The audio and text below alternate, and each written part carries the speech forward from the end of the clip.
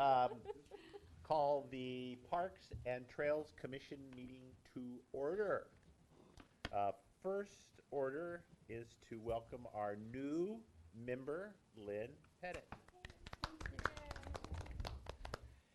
Number 2, approval of minutes. I move the minutes be approved as presented. Yes, that's a whole extra Second? stack. Go for it. All those in favor? Aye. Aye. Number 3, we're going to hold off on number 3, right? Topics from the floor from attendees not otherwise on agenda. You want to wait till your dad shows up, or do you want to go Yeah, now? because he's got a bunch of, paperwork, unfortunately, I didn't have it with me, so it's got. Oh, you're on the agenda later. Oh, all Okay, is Doug here? No. Doug is not here. I wanted to ask him a couple questions. New business, update bylaws, Parks Commission bylaws. I don't know if y'all had a chance to look at that. I updated, Kathy suggested we update this to Parks and Trails, so everything in red is new. I upped the membership from 7 to 9. Changed the meetings from the third Monday to the second Monday of every month.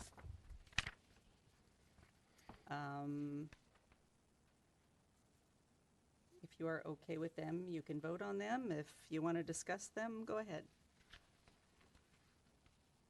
I think they're fine. The only thing I would say is I saw them on the local paper, it said the meeting was tonight at 7 o'clock. I think the announcement of meetings, so. Sounds like something they did. Yeah. Okay, does anyone want to move forward on this? Make a motion that we approve the new bylaws. Second. All, I already did it. all those in favor? Aye. Aye. Who seconded? The three of us sort of did at the same time. Say Lynn did. She needs to do something. She's new. That's right. That's all right. Okay, we're on new business still. We're on 5B, annual report to council. So this is the annual report that you guys give to the city council. Carmen and I believe Jerry did it last year, I was there too. or No, Howard. I didn't do it, but I'd like to be with Carmen this year, but I don't want to be the head person. Okay, it is scheduled for June 5th at 1 p.m. And that is, what day is that? Is that a June 5th? It would be a Wednesday, council meeting day, At what time? 1 p.m.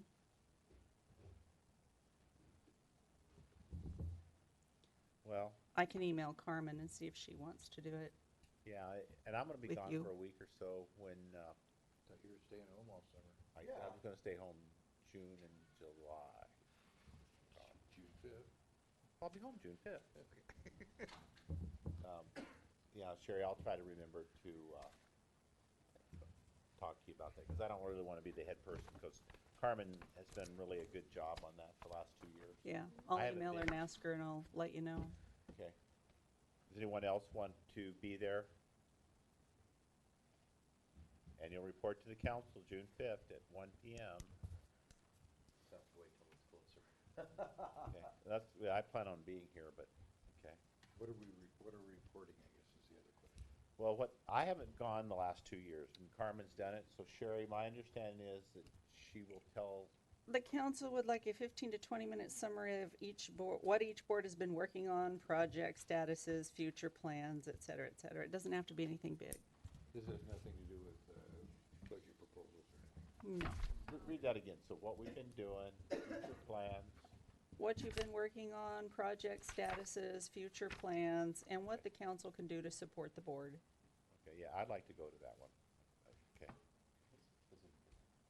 Okay, so, Jordan, this is the one where you and your dad are going to talk. Why don't you come on up here? So, Paul, you and Jordan, if I can ever remember his name, It's written. skate park and BMX proposal.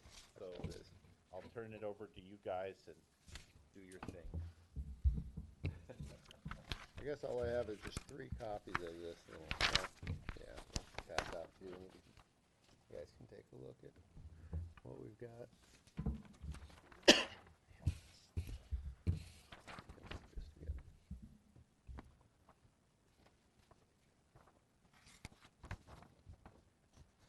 That's what I'm gonna talk about today. How long is your chain link fence, by the way? How many yards would you estimate? The chain link fence, you're asking, you're asking Chain link fence, the one that we want to Yeah. put the up there. proposed one, Yeah, I'm just, cause I'm gonna talk about a chain link fence. 150 lineal feet. 150 lineal feet, so that'd be 50 yards then. Okay, What, $5,000? okay. These are just some rough numbers that we kind of No, I'm came just up with. curious, cause I'm gonna make a comment later on the day. How high? Oh, 4 feet, perfect. Do you want us to ask questions now, or Sure, yeah. repair the concrete box? What's the concrete box? I'll let Jordan. So, Picture of it. yeah, which number is it? See how 3. it's- Yeah, so it's just, it's gotten really worn down over the years from people grinding and doing their things on it. And I feel that it maybe is a little bit small for, for what it is. It could be a little taller, maybe just a little bit larger. And they, make angle iron nowadays that goes all around it. So that's what you're grinding on. You're not grinding on actual, concrete. So it just, it would get rid of and eliminate that issue of concrete wearing down. So And so it's used to do, it's used to do tricks and grinds, and it's just an obstacle down there at the skate park that's used. take a look at that. I don't know if there's a picture of one. There's that, there's a little donut picture kind of what one looks like there, that box. It's just a lower platform and then a little higher bit of concrete on top of it. Mm-hmm. Yeah, make it a little bit taller. It's really pretty low. It's kind of outdated for what they do now. So They look like the Wright brothers pointing.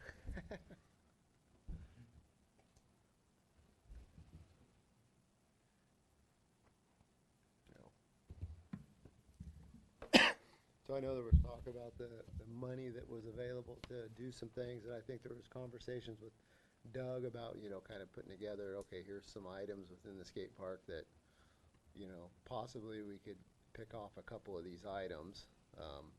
And so these are some of the things that, without redoing the whole skate park, some things that could be added and some costs that we kind of associated with each one. And this is just kind of the starting point, obviously, some advice from the group and what you guys think about it as well. Well, Paul, the thing that you guys have brought up the last couple meetings that you've talked about, and maybe it's been done, repairing the concrete around the edges where it's fallen off, and I don't see that on here. It sounds like. 7? 7? yeah, somebody was down there and they did already do that. So 7 is done. Mm-hmm. Okay. Okay. Okay, but what you've been talking about has been done. Okay.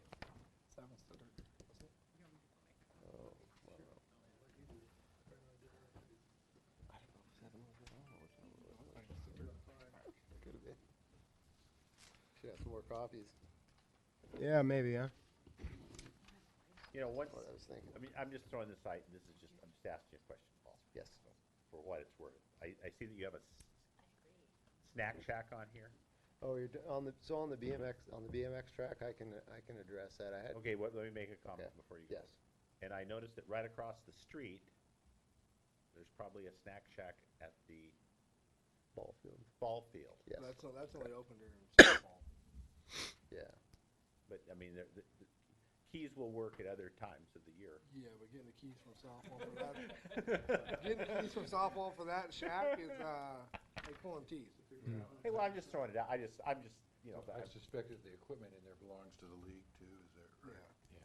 So Yeah, and They go out, the league actually goes out and buys all the food and everything in there, and The snack shack's already there, the one that's referenced in that drawing, that's already there. It was just more of I would go a, down there and take a look. it was just more of a highlighting what's existing conditions that are there. In regards to the BMX track, I have some good news, regarding that. I started this process working with Jordan and was contacting the, ABA or USA BMX sanctioning organization that we deal with, trying to get some numbers from them on what the cost would be to bring some new dirt in and rebuild the track and make, some improvements that, maybe need to be done down there. Throughout this process, they put me in touch with their track builder that builds all their tracks nationally. He happened to be from Eugene and was the track operator at the Eugene track. And so he called the Eugene track and told them, said, hey, Barlow's looking for some help up there in St. Helens. He needs some help. And Eugene track is in a unique position because their track is located next to Autzen Stadium.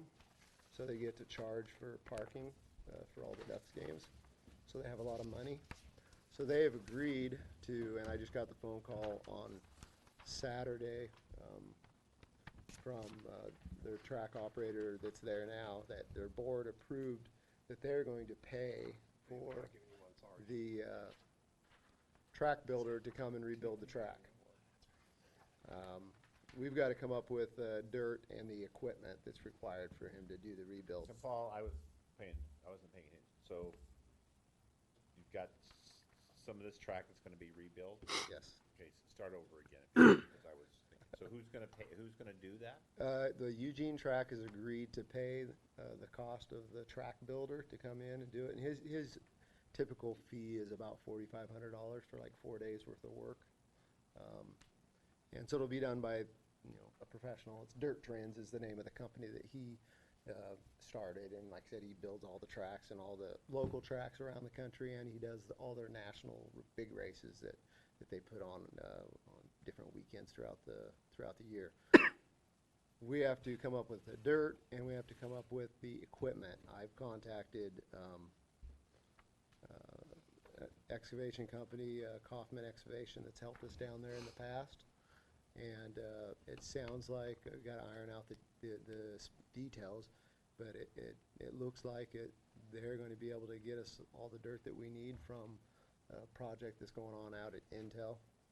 And I've got to work out the equipment. He said on the equipment side they weren't sure if his company would, their insurance would allow somebody else to operate their equipment, but if not, they'll let us rent the equipment underneath their name to save some money, and they will have already agreed to ship all the, because it has to be hauled on a low boy, some kind of skid steer and a front loader and some, equipment that's going to take some trucking, which costs money, and they've agreed to take care of that. So on the BMX side of things, I'm working on. Hopefully, he's looking at doing the work in the middle of July, assuming that I'm able to, and get everything put together with the dirt, because we're talking Now, like do 400 we or have- 500 yards of dirt. Eventually, I'm not talking, when you're done here, do we have to come up with a motion to get that forwarded to the city council to approve that, the use for them to do that? Yeah, I don't know. This projects, or? Yes. So, eventually, Paul's gonna get equipment and dirt free, and then the work's gonna be done by an individual that knows what he's doing. Somewhere down the line, we need a motion to go forward to the city council for them to approve that, so it can be done, because you just can't. I don't think you actually need a motion, but if you guys all think it's a good idea, then Paul should go give this presentation to the city council, and so they can approve it. Yeah, I think we should, my gut feeling is, just to go through the steps, that, we should, when Paul's through here, we have a proposal. So that, So this so council's that gonna be so the doing city council knows that we favor it or don't favor it, ever what the case may be. And then I think Paul should probably, go go make a presentation to the city council. Question, That, are you expanding the BMX track? No, at this time, I think that the time that he has and the money that they've agreed to pay would basically be, you know, kind of leaving it as is. And I guess he calls it fluffing up the corners and then redoing everything in between the corners. So it'd stay in the same footprint, it just Basically, wouldn't, yeah. okay, just be enhancing Yep. that. What- Yeah, you know, there was thought about, you know, maybe changing it if that were the case, and I'm sure that there would be, that would be more money than what he's agreed to do, and that would be, you know, but right now, that's, the plan is just to add bigger obstacles, you know, newer, fresher dirt and more stuff, so. It's a pretty good win-win for the city. are you done, Paul? That's on the BMX side of thing. I don't know about on the skateboard, the skate park side. On the BMX, I'd move we give our blessing to Paul going forward to the city council, making his Okay. presentation. Particularly with Well, stuff just say no that- cost. I'd like to see it say that, you know, we're just talking about basically number 7. We're just talking about number 7. So can I hear a motion about number 7? Is that what I just made? Well, a little more specific maybe, John, and then Paul's gonna make the presentation. Maybe that's what, I mean, I think that was, you know, maybe a little more specific with all that stuff there.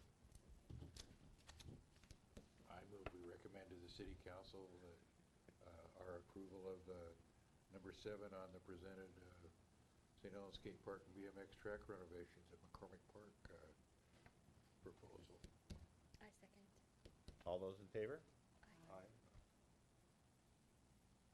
So Paul, you will schedule your own meeting with them? Yeah. Okay.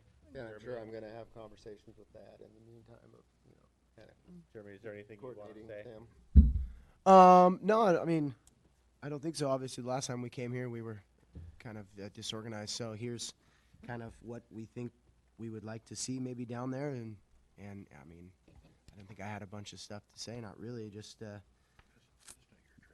be So nice. Paul, okay, so Paul, how about items 1 through 9? What's kind of your thinking on those? Minus number 7. Well, it Can I sounds- get a clarification on one of the items? On item number 4, on adding the rail for the BMX track, is that a cost amount supposed to be $500 or Yeah, $5,000? I think it was 500, right? Yeah. It's Yeah, 500, yeah, okay. Yeah, I don't Yeah. know what It's happened. Okay. $5 now. Yeah. Or I thought $5 That's what I sounded thought too. reasonable. So I think, you know, Thank okay, I think there's, you know, a couple of items there, right? Like maybe repairing the box, item number 3 and item number 4, that, you know, sounds like it falls within, you know, that $20,000 that we have.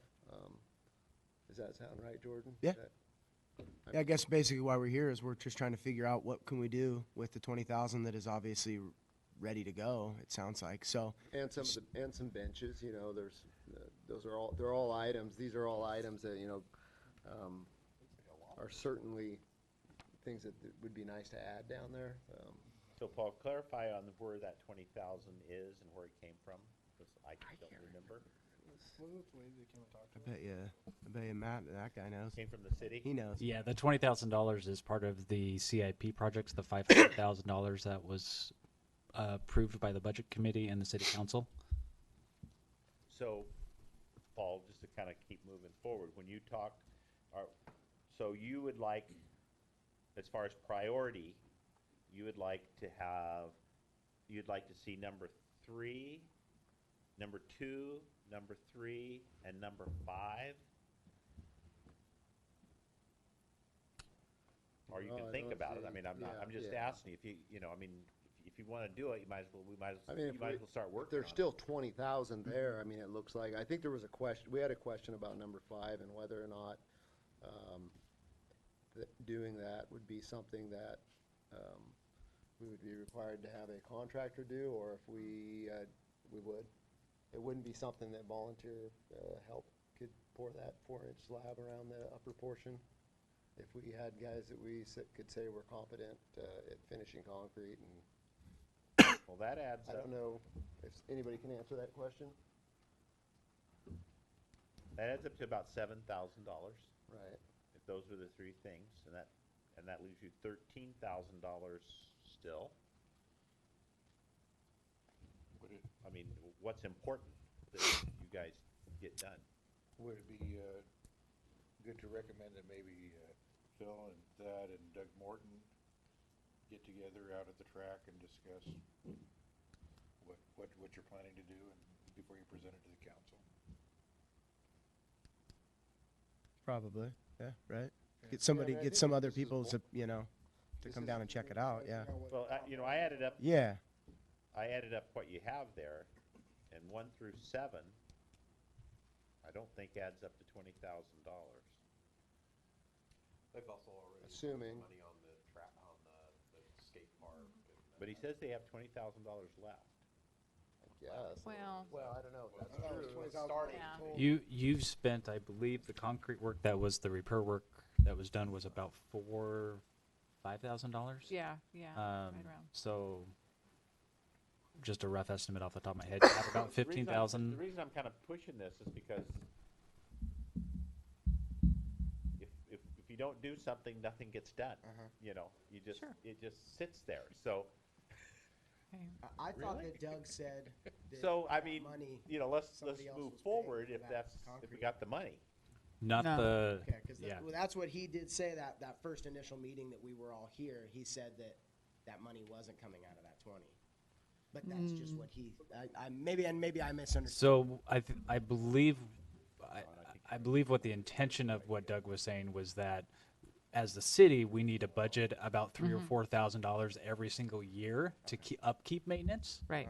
So that future years would not come out of that $20,000. Right. Is my understanding. Okay, let's Right. just go ahead Yeah. and move forward here then. Oh. I think John's suggestion was really good.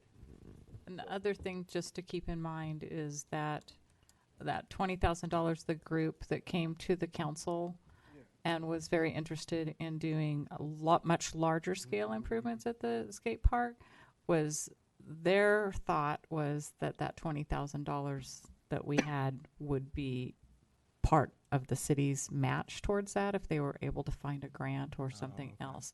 But there's been no specific earmark. It's just that there is another group that's maybe you're involved with them as well. But they had intended to, Now, was that the group where the lady came and talked to us about Yes. and everything? yes, I thought she said that somebody was willing to give $20,000. that's the city's $20,000 that we have earmarked for skate park improvements or skate park repairs and improvements. Yeah. Okay? But nothing's been determined, so it's kind of up to you guys what you want to recommend and what the council feels is most appropriate. Well, I've stated my feelings that, you know, and I agree with what John said, that, you know, Paul and Jeremy, right, Jeremy? Jordan. Jordan, you know, should get together with maybe Doug and Thad and Sue and, you know, kind of hash this out and see how much money they have. Might have to get together with Matt too and find out really how much money's there, and then put your priorities together. I kind of like to see things, you know, if we got the money and, you know, once thinking about it now, do it now, because if you don't, sometimes they fall through the cracks. Okay. Old business. Number 6. Park. Park reservations and fees. Is that Matthew? Yeah. Yes, Matt. Go for it. Why are you laughing? It's fun times. And we talk about this all the time. Well, you know, we've only talked about it about 4 or 5 times, you know, so far.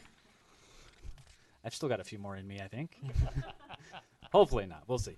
So you have 2 pages that were included in your packet. One is a suggested option sheet with a grid that kind of looks like this. The other one is a second page that has years, parks, and times listed on it. One of the questions from the last meeting was to go back in history and kind of see when park reservation times were to make sure that we weren't, if there's 20 people booking it from 12 to 4, maybe that's a good time slot to use 12 to 4. So I went back through 2017, 2018, 2019. I looked through April, May, June, and July, and I wrote down every single reservation for every single park that we had on the schedule. So that's what you see there. If you see something like a number in parentheses, that means there were 2 people or 3 people that had those same reservation times. To give you just a more of an idea of when people were using their reservation times for. So I used that information to build this little staff proposal that I'm throwing out to you. The top portion of that area are the park areas and reservations. So as you can see, normally we do a half day and a full day reservation.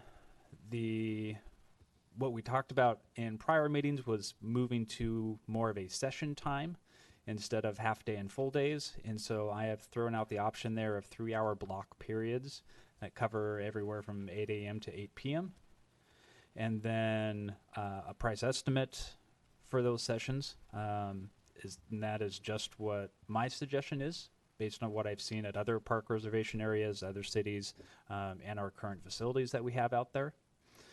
That is definitely up to opinions and changes and questions and thoughts if you have them. The middle area is the field areas, so the softball fields, soccer fields, baseballs. I have put in there 3 sessions that go from 7 a.m. to 10 p.m. at night, and then an amount per each of those sessions, depending on what type of field. Most of them are $5 per session. And then I did write down an increase in the lights per evening to $25, which is an increase from $10 that you've had in previous years, just because the cost of turning on those lights is pretty expensive. So I also threw out on the far right some other options for you to consider if you didn't like the 3 session times. I tried to start everything from 7 to 8 a.m. That kind of looked like the usual time when people wanted to start, and then as late as 10 p.m. during the summertime when it's light out or when the lights can stay on. So those are just my personal suggestions. If you want to talk or ask any questions or make changes, you're happy to do so. And so when it says sessions, these are the sessions 7 to 12, 12 to 5, 5 to 10. Correct. So if you were to go online to try and reserve a field reservation, you would select McCormick Park, softball field 1. You would have these sessions 7 to 12, 12 to 5, 5 to 10 as an options for you to select and reserve. Well, John and Jacob are the ones who probably have more experience than the rest of us here. I did have one question, just an odd one. What do they do about bases? Do the bases just stay out there? No, they put them away. They put them away, so if somebody else rents them, what do they have to bring their own bases? Is that what it? Yeah, unless there might be some stuck in already, but the ones we use for softball, we just put out ourselves. Yeah. That's what it used to be. I didn't know what they did anymore. So, Jacob and John, what's your opinion on 3-hour blocks and 4-hour blocks? for The those only one types? the only one I ever see is the 5 to 10 would be perfect for softball. Say that again, from 5 to 10 would be perfect for softball, 12 to 5, that would work. 5 to 10? Because, the first game starts at like 6, last game usually starts at 7:45. Sometimes you go 8:15. If you had a tournament, If you had a tournament, you you do could, it the whole day, Yeah. 7 to 10. So that last session on here, okay, on the 3, on one of them it's 5 to 8, and then another one it's 7 to 10. Which one did you like, John? You and Jacob like? I like the 3 session one. The 7 3 to 12, session. 12 to 5, 5 to 10. Jerry, the I ones see. you're looking at on top are to reserve areas Yeah, of the parks for picnics. Yeah, I see this now. Yeah. I have no objection to this. I have no objection to it either. You like the 4-hour? Those are 5-hour blocks, right? Yeah. Yeah. Okay. Does this fit in with the think of now is Doug Morton.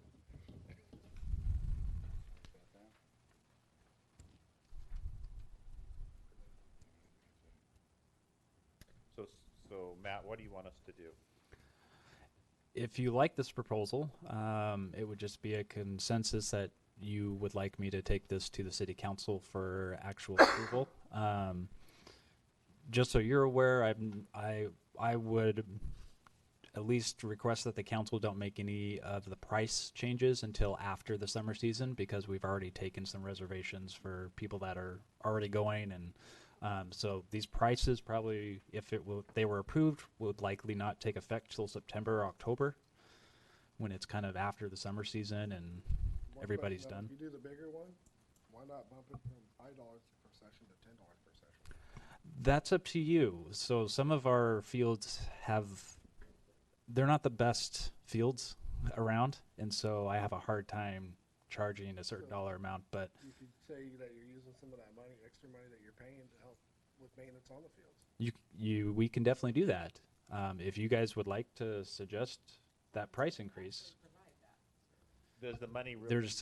Does it go to the money really parks? go Didn't you? to So parks, or does it go to the does, but general even at a $10 per session, which means you're making an extra $20 a day or so, the amount of money and investment that's needed to really make any significant changes, it's still going to be a long time to make changes based on just these fee increases. So personally, and this is just my personal opinion, I would say find some other way to do some investments on the field first, and then you have a reason to charge a certain dollar amount. Well, if you notice, a lot more of the softball teams are starting to leave. Mm-hmm. You're getting less and less softball teams. They're going out and playing like Tualatin Valley. It's because they're nicer and fields. turf. Yeah. But that's money that, we're missing out on. They're getting when they're, you got teams from here traveling all the way out there. Correct, but unless you can find an extra $150,000, you're not going to get turf fields anytime soon. And at $20 extra per day or something, it's still going to take a while to get to that $75,000. Take us to get the lights. We saved up for years for that.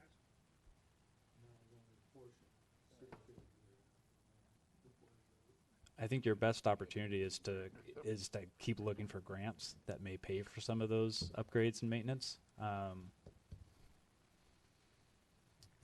they charge a lot more to play at Tualatin Valley. Not really, not a whole lot more.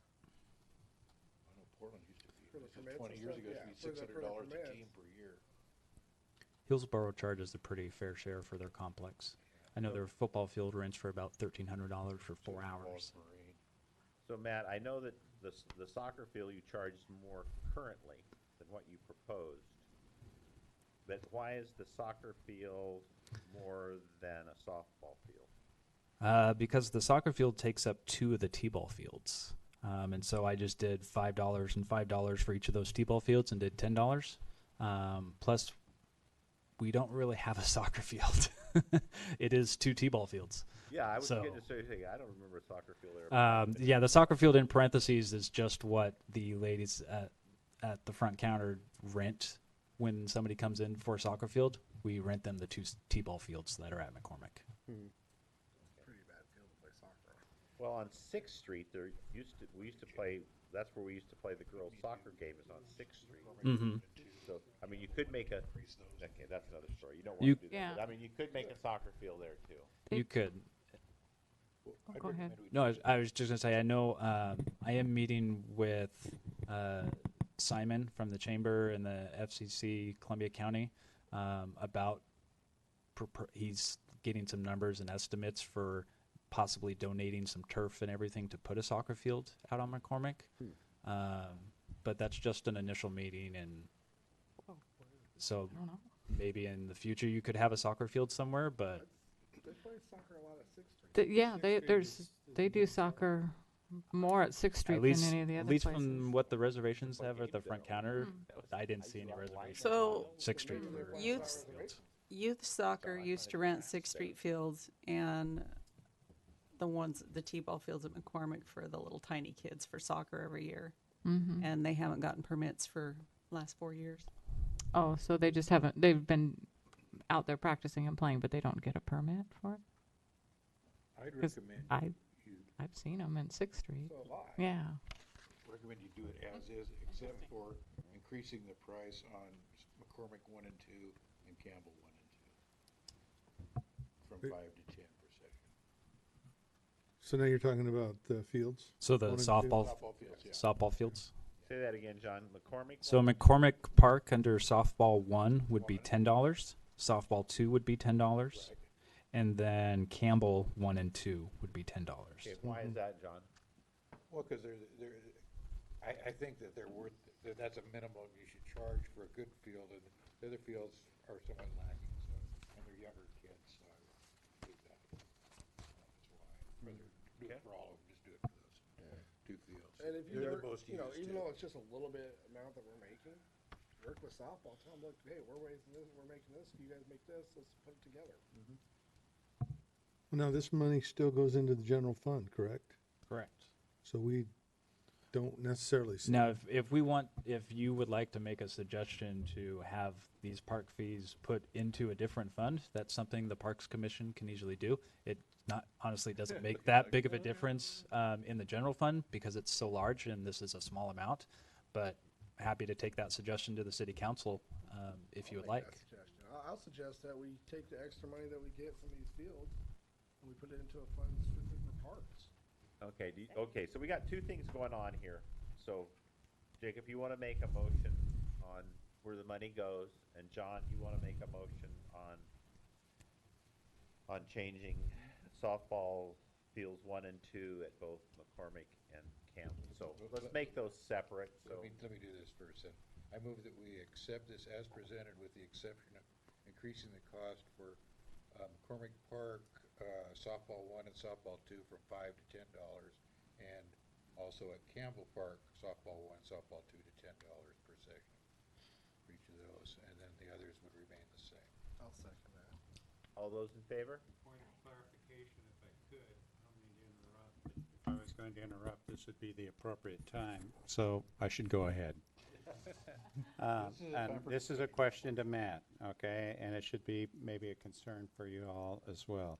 Sand Island is now a camping area, and certain amounts of monies will be coming back from the camping into, and then, Matt, this is a question for you, into the Parks Fund, because it is a park, or into the general fund? And how is that? I think for point of clarification, everyone should know that if you're going ahead and voting on fees going into Parks Fund, is there anything else that you're missing on that recommendation? So can you shed some light on where those kinds of fees go into the general fund for camping, and as well as reservations for the canopies in McCormick Park and other kinds of park fees? So any of the park reservations as well as the Sand Island reservations, those revenues would go into the general fund. However, like he suggested and Doug suggested to make your motion to include the park and camping reservations from other city facilities and park facilities as well, to include that. So basically, your recommendation would be that all funds earned in the park system stay in the park system. Yeah, I'll recommend that. All funds earned in the park system stay in the park system. I second. Before we do that, we have a motion on the floor. No, didn't we pass that one? No, Yeah. we didn't pass that motion. I did we? second it. Yeah, but we never voted to it. Oh. And then Doug said, Oh, then We you still have okay. a, Good job, John. and then we can talk about fund, where the fund. Okay, all those in favor of John's motion about the fees, say aye. Aye. Okay, now you want to talk about where the money goes. I think, Sand Island isn't on here, so, at least I don't see it. So, no, because it's rates are kind of set by the vendor. so that's well, And then the city gets a percentage of that revenue. Well, I make a motion that any money generated in the park systems around here stays in the parks. into a separate account for parks that we can use for the parks. Another point of clarification is that, as you know, there has been a lot of talk about parks and its lack of funds. And so this would be, in my mind, very timely. And they, just point of reference that we had the sugar tax funding parks, some other kinds of ideas of how we were going to fund parks. And so I think this is an appropriate time to maybe bring something to the council. Okay, you've already made the motion. Made the motion. Did someone second it? I Thought I can't did. remember. I will. I'll second it. All those in favor of the motion, say aye. Aye. Aye. So Sherry, basically what it says is that all fees generated by parks will go to the Parks and Trails Department.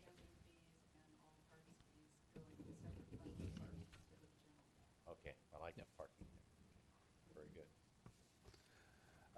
Can I ask one clarification thing that kind of pertains to this schedule? Listed on this fee schedule are the recreation center, softball fields 1, 2, and 3. Those are the softball fields that are on the Boise property that are somewhat kitty corner to the rec center. Right now, they have a agreement in place with a softball league to use those fields exclusively. That contract ends in September, is my understanding. So do you have any inclination or opinions on whether you want to renew that exclusive agreement or you want to open it up to for city use, for citywide use first? Well, Matt, before we discuss that, why don't you say, who's it with, and what are the, what are they using it for, and all that sort of stuff? So it's being used by the, what's their name? What it used to be called. It's Girls Youth Softball organization that's around town. They had an agreement with Boise to use those fields and maintain them. So that agreement, when we bought the property several years ago, continued, and it ends in September. So we need to give a 30-day notice to them at that time if we intend to renegotiate or not negotiate a new contract agreement with them. It doesn't seem fair to have an exclusive use for some softball fields and not others. I personally think it should just all be. Well, if we do nothing, what Well- happens? If you do nothing, the agreement expires. The agreement expires, does it just become like McCormick 1 and 2? I would need to double check because I'm not sure if it means if you don't negotiate, it just continues, or if it ends. So I would need to check the language of the contract. That's, You maybe present at our next meeting, you present our options and we can make a decision on that. Yeah, I'll bring it back to you next meeting. Elise, how do you feel about that? What's your, No, I think more information is good. We can talk about it at the next meeting. Thad, did you have? yes, well, those aren't the best fields. No, they're not. And those are used for little girls softball, t-ball, T-ball? their pitching machine, Yeah. and the younger girls. And then the a little bit older girls play over at Campbell. Yeah, Right now, I was currently, that's what they thinking do. coach, we play And- there all the time. Yeah, and they pretty much maintain them all. We don't hardly, we don't touch them, so, pretty much. Okay. That was kind of what, Matt, I'd like for you to maybe address or that is, who else uses them? I mean, are they used at other times? I mean, this is just some things that would be nice to know about. Are they used at other times other than Pixie League softball or T-ball, wherever who it is? And is it worthwhile, I mean, so if we're gonna, is there work on those fields valuable enough for them not to be charged, you know what I mean? So do other people use the fields? Do they actually take care of them so we don't have to take care of them at all, that sort of thing?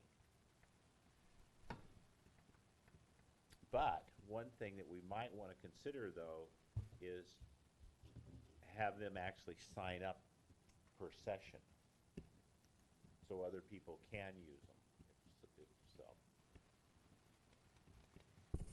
Well, I would say currently in the public, they don't know the difference of who has those fields or who doesn't. And if they wanted to go out and play on them, they probably would.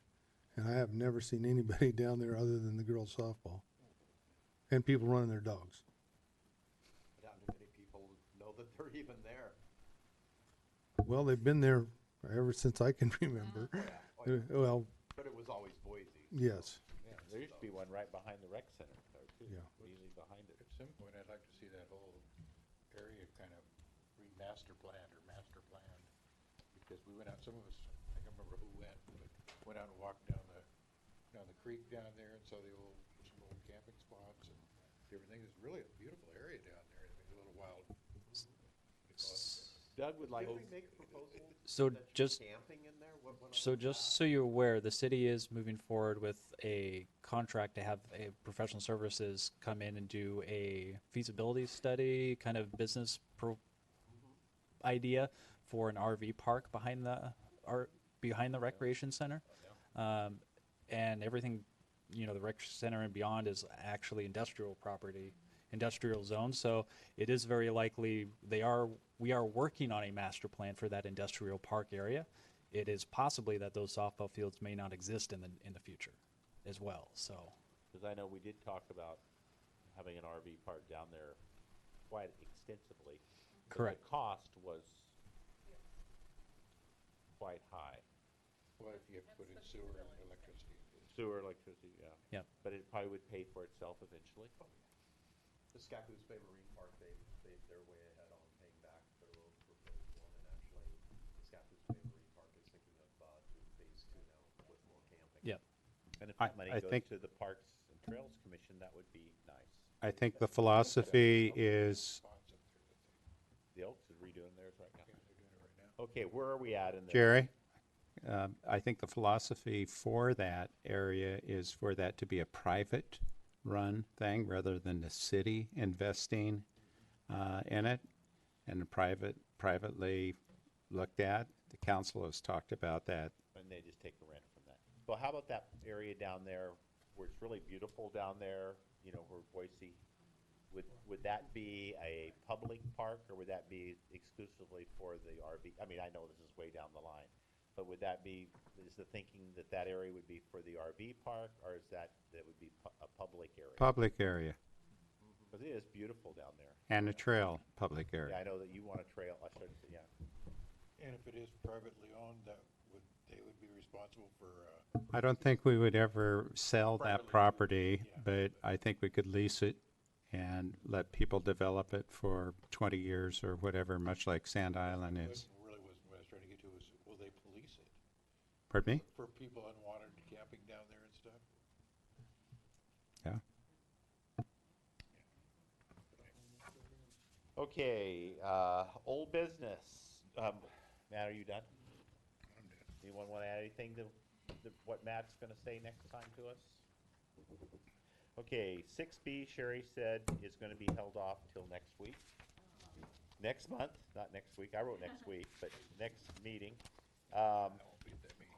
So who does Sixth Street Park? Okay, so you had to go. Okay, discussion items. Oh, you skipped council report too. Oh, yeah, let's do that before we go any further. Well, I have a question though. for you, Doug. something. Want to take back on that. Through our structuring of Neil Shepherd leaving, it left some openings and some a wide discussion of how we were going to fill that because after all, he was public works department head with Sue Nelson. So what did we do? What did we decide? We're moving Sue into a interim position as Public Works Director. And if we did not do that, then we would have to go for advertise for a new position, whatever. So she's interim until we understand otherwise from the council. And then prior to Mr. Shepherd being director of Public Works. He was supervisor or superintendent of Public Works over at the shop. And so that's where we went back to that position. And Mr. David Elder will be assuming that position from Public Works.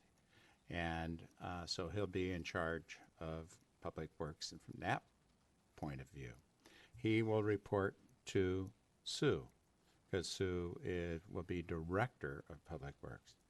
So what happens with Parks? Well, Thad will, from my understanding, Thad will report to Sue Nelson as in the past, reporting to Public Works. We'd have to report some way to Public Works, but he and Dave will be peer managers of the parks, because Parks works with Public Works. So those two are, I think, an appropriate team to self-manage Parks and Public Works. But in the end, if there's any kind of problems, then they report to Sue Nelson. Does that make sense? It sounds very confusing, but Yeah, the question I have, Doug, is, okay, I understand Sue's position. She's over Thad and she's over Dave Elder. yes. The only question I have is the relationship between Dave Elder and Thad. So that'd be peer management of the parks, because the parks relies on Public Works as a team, as team efforts. When some of the park staff is used in Public Works and some of the Public Works group is used in parks. So it's a team effort that goes back and forth. So if So the relationship is like co-captains for parks. So if Thad and Dave have a disagreement, then Sue settles that disagreement. That's correct. From my understanding, Yeah. they've never had a disagreement. No, this group works really well together, and as Doug said, the parks does depend on Public Works a lot. Some of the resources, trucks, dump trucks, some of the equipment, and then vice versa. When we have storm events, the parks guys are right out there clearing snow, clearing storm drains, helping fix problems. So they help. it's it's all hands on deck when we have an issue going on, and everybody understands that, because we are a small city and we need to rely on each other in order to accomplish whatever we want to get done. Okay. The question I had for Doug was, we presented a presentation about an urban trail to the city council. And you were talking about, after we did that, you were talking about that Jenny was looking for some funding from Nike to run that trail through 5th Street. So just kind of, I have no issue. I kind of like, I wouldn't mind seeing both of them done, to be quite honest. But fill us in on the 5th Street part. Don't know yet, because it takes quite some time to Yeah. prepare a grant and deliver it. So Yeah. she's in the process of doing that. That doesn't mean that everything is held up on what you folks are doing. I know that the council will want to take a look at a final plan at some time, and if that includes both 4th and 5th Street, that's much to our advantage. Or 3rd Street. Or 3rd Street, Yeah, I'm sorry. third. So that's kind of my feeling of where it's at now, and everyone is excited about this. It's just that, okay, how do we move that forward in such a short time? Is the Nike grant just for the area from Nob Hill Park up through 5th Street to Columbia Boulevard? I believe so. I'll call it the natural area, the undeveloped street. Right. Right away. How about having Right. Jen come down on your next meeting and report on that? Okay. Where Yeah, she's at. I actually walked through the area that they're looking at the grant, from the wastewater treatment plant, partially through the Nob Hill Nature Park, and then through an undeveloped portion just to the west of the park. We went through there with Dan Carey, who's on the Planning Commission, and he also has, works for DSL, so he has a good understanding of wetlands and areas that we need to avoid and some of the better. So we walked through the whole thing.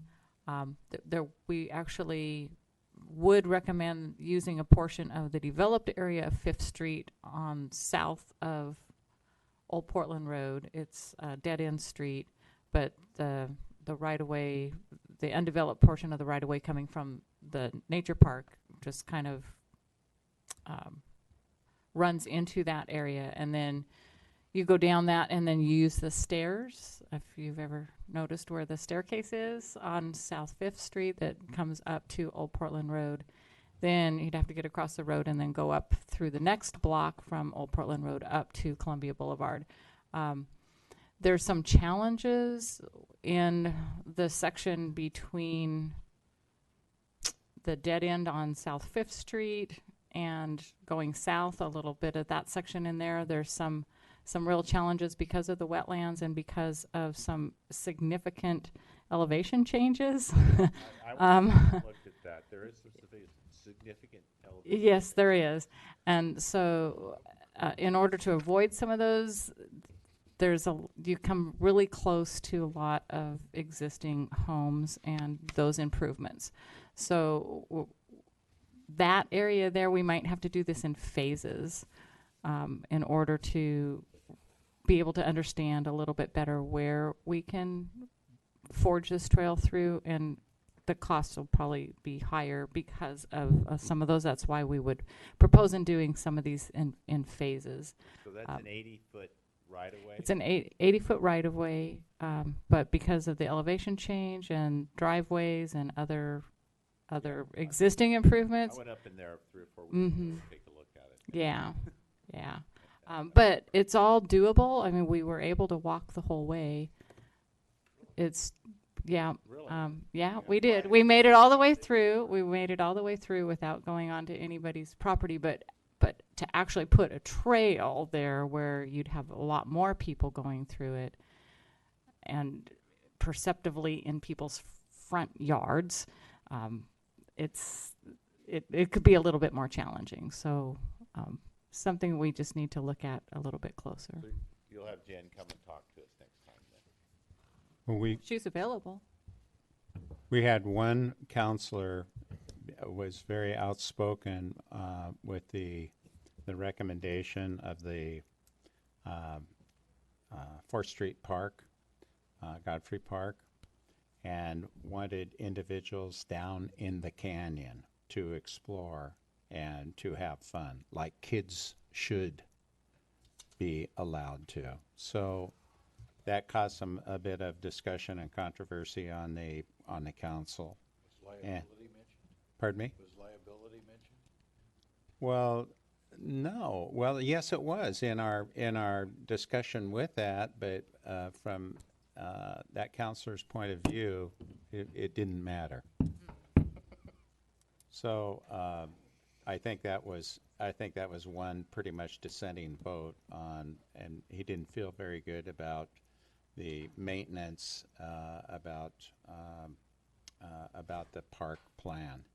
You're talking about just the nature things. yes, he was just very out. That counselor was very outspoken about it. Everyone else seemed to favor it. This is just FYI. Huh. Well, I've been down in that canyon several times. Yeah, A lot of ivy trees. Don't go down there. Not when it's raining, I say. No, there is like, what do you call that? The lava tube? There's a lava tube up at the very, Yeah. very end there. Yeah. Poison oak. Well, I know what poison oak looks like. Right, a lot of that. Okay. Doug, is there anything you want No, else thank you you. want to say? Thanks. Okay, discussion items. I have one discussion item. And after we've I'm kind of hot on this urban trail thing, as you guys know. That's kind of, police. You guys all know that, I want to see that happen, and probably more so than other people do. But I was walking after we had the meeting. So back in the 70s, there was a car that went off the cliff between Second Street and First Street on White Street. The emergency brake probably came off. It rolled down backwards off the cliff, went down the cliff. There was a baby in the car. Luckily, the baby fell out and landed on a little shelf about 18 inches wide, about 10 feet down, and the car went all the way to the bottom. Dr. Ackerson lived in it. It was his daughter's car, Trudy's car, that went down. I think it's Brian. I think that's the son's name. Brooke. Brian Brooke. And so shortly thereafter, I mean, we're talking Dr. Ackerson had a little pull. So shortly thereafter, there was the rail that went from First Street down to Second Street. The reason I know that is because I was working on my garage and I lived a half a block there, and Trudy was going crazy, like, my baby, my baby, my baby, and et cetera. And luckily the baby fell out of the car and didn't plunge to the bottom, or else it would have probably been a little bit different outcome. Those things usually don't have that same conclusion. Yeah, it was pretty fortunate what happened. And then Keith Locke was saying, I guess last summer there was a person who fell off the cliff right up at the top of the trail at where Wythe Street and is it River Street? Yeah. Come together. Is it called River Street? So, to my knowledge now, we've had 2 individuals that have gone off the cliff there. But as someone said, I don't know, I'm not an attorney, but as someone said, just because someone's inebriated and they fall off, does that make the city not guilty of, not providing that? So anyway, I lived around the corner. I've walked that deal forever, So, but from, like I say, from First Street to Second Street, there's now a rail there, so cars can't go off. But from Second Street down about from the end of the rail, about 75 yards, there's this very steep drop off there, and then at the next 50 yards, it's above the trail there, so it's not as steep. One thing, we're looking at putting the trail along the top of that cliff probably, or on the other side of the road. I think the city should seriously think about putting a chain link fence from First Street,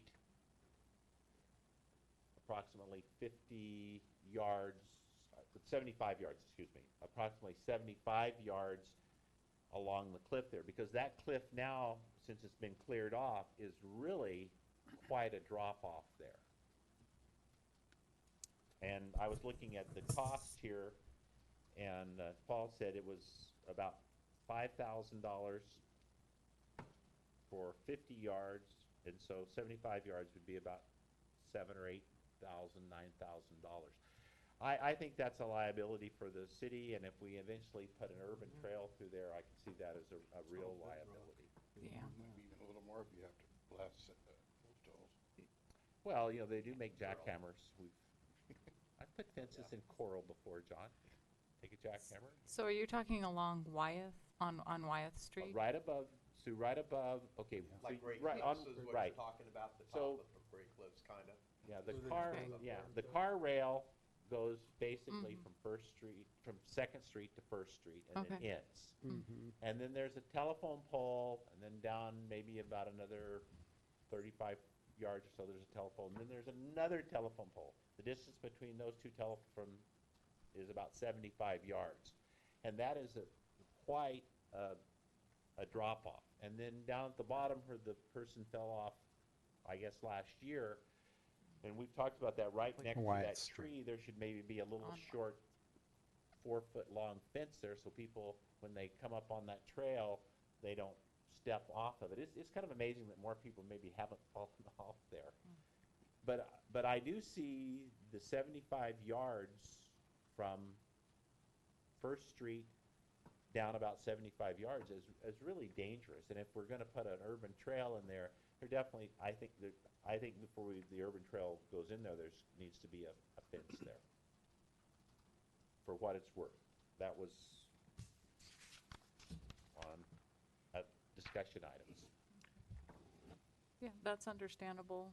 If we do put an actual trail through there and are But I mean, actually but I- encouraging people to go through But the there. point I'm trying to make is now it's a liability now. I mean, that is really dangerous. You know, my dog is smart enough that she just kind of looks over the edge, you know, but, you know, it could be, I could see some kids Yeah, playing correct. there That's just it. and not watching what's going on and falling off of that.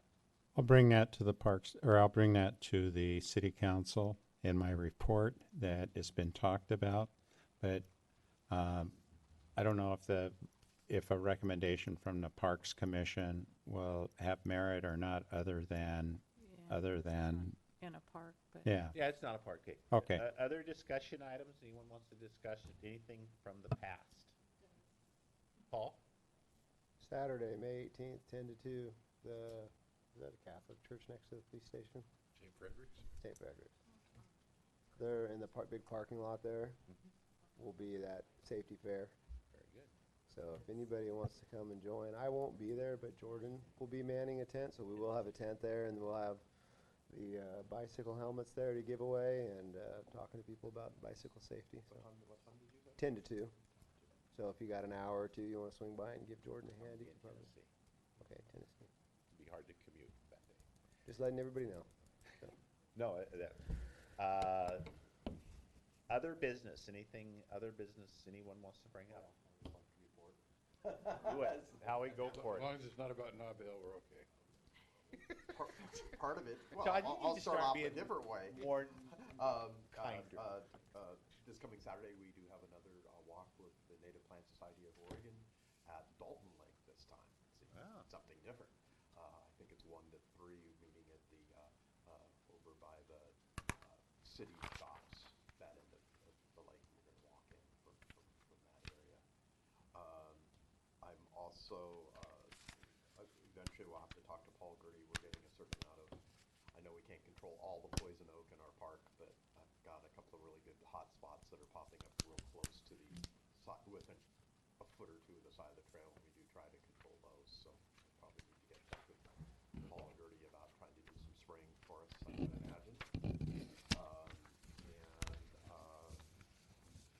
We were talking about benches and stuff. At one point, we said we got money for benches for Nob Hill.